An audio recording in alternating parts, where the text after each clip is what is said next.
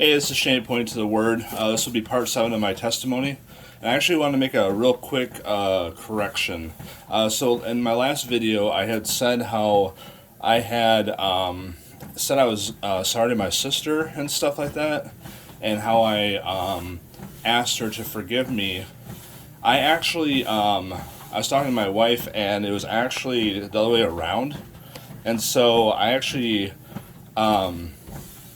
said I forgave her, and so I just want to make that correction, because I mean that is like a big deal, you know what I mean. So I just want to let that be on record that I don't want to get anything wrong. So anyway, so part 7 now. It's started my journey. So I'm incredibly new to everything. And so now I'm in a marriage where I'm beginning to change. And so I just want to quote a couple of verses. It's from 1 Corinthians chapter 7, verses 15 and 16. So it says, "But if the unbelieving depart, let him depart. A brother or sister is not under bondage in such cases, but God has called us to peace. For what knowest thou, O wife, whether you shall save your husband, or knowest thou, O man, whether you will save your wife?" So that was basically my life verse, starting out, because my wife and her grandma were praying for me, you know what I mean? And there may have been others too that I don't know, but they were praying for me. And like I said, my wife was silly for marrying me in the first place, and the Bible says not to do that. A believer and an unbeliever shouldn't get married, because exactly what happened in the story so far. But if you are married, the Bible does say, if you're married to an unbeliever, that you might change that person, and that's evidence.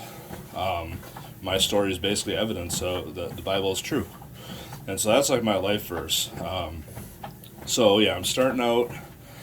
I'm not watching porn. I'm that's a change now. So now I'm, beginning to listen to stuff. And I mentioned earlier how, I was listening to Rick Warren and all that. I didn't really elaborate too much, but I wouldn't advise, or encourage to listen to him, because he is really into, a false unity kind of thing. So I know everyone's at their own level of understanding what's going on in the world, but Jesus said it's very specific how I'm the way, the truth, and the life.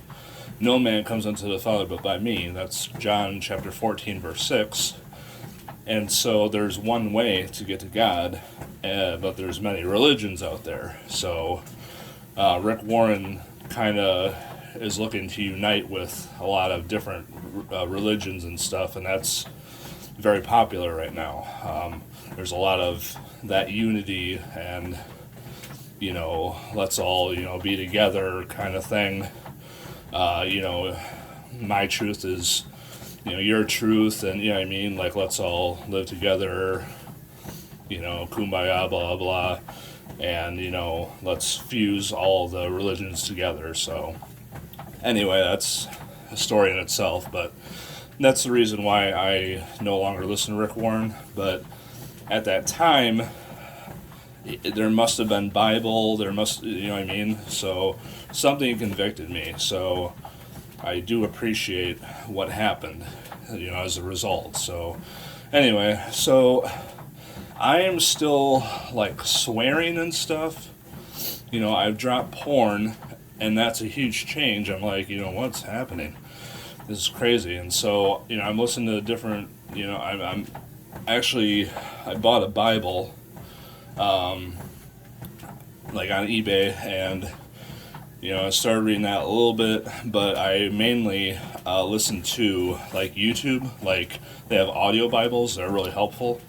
And so I'm at work and I can listen to like headphones. So here is like what's crazy. So now I'm like almost adding like Jesus to my world. Yeah, I mean, so it's like, oh, I'll just kind of do what I'm doing, but then add sprinkle a little Jesus on that. So at work, I was huge into like Howard Stern, and just like anyone knows who that is, like that's basically what I was listening to, like comedy stand-ups, like vulgar stuff. So I'm balancing, like I'd be working for 8 hours, so I'm listening to like Howard Stern, comedy stand-up, Led Zeppelin, rock, classic rock kind of stuff, Ozzy, Pink Floyd, whatever, and then a Bible sermon.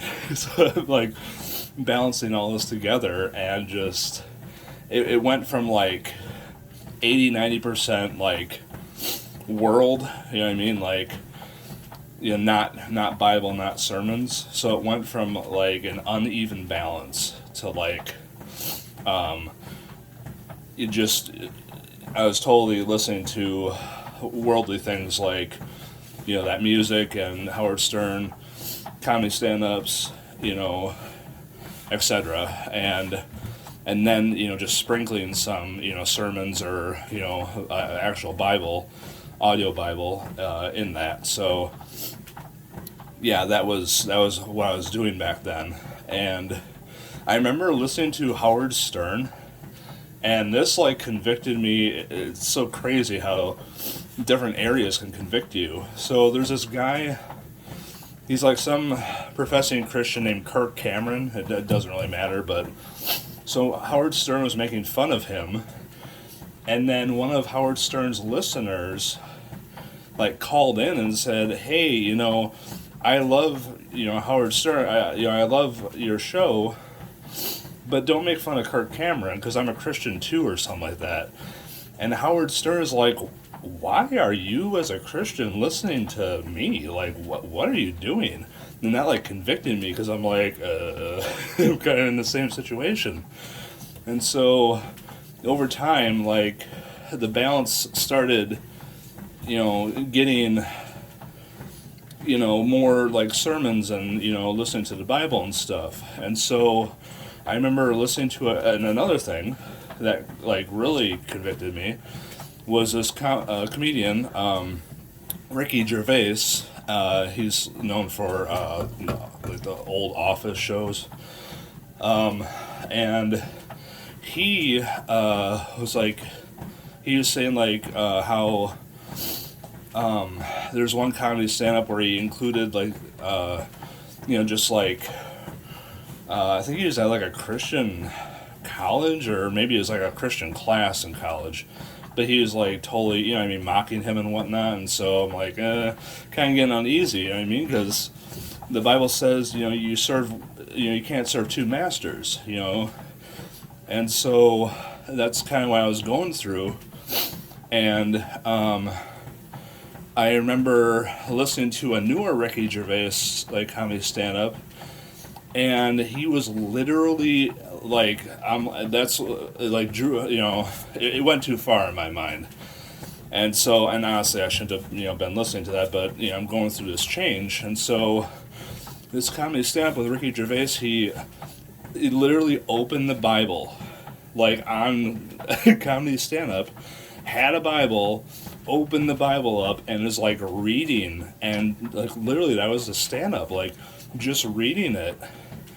And I'm like, dude, like, I don't know if I can watch this stuff anymore. And so, like, little by little, like, I begin changing. And I remember, like, just blaspheming, like, Jesus' name in vain. Like, I don't even want to say it, or even get near to saying it, but, like, including swearing in it, you know what I mean? So I was doing, I don't know if I was doing it at the time, but I remember, you know, I don't know, like, in anger, I remember possibly doing it once. I don't remember if that was after, you know, this conversion or not. I'm not sure, but you know, I was still swearing and stuff. So, you know, little by little, things are starting to change. Like that 80-90% where I'm listening to worldly things and a little bit of Christian stuff like sprinkled on. That's starting to balance out now, and like in the opposite way. So, yeah, that's a change that's happening, and you know, the Bible says that, you know, you're a new creation. Like, you know, you change. And there's actually another verse I'll probably include in the next video, but it's really good. Like, it really explains it well, like how, you know, you're changed and how you know, don't do things that, you know, other people are used to you doing. So, yeah, I'll end it there, and then I'll start out with another topic. Hope you guys have a great day. Bye.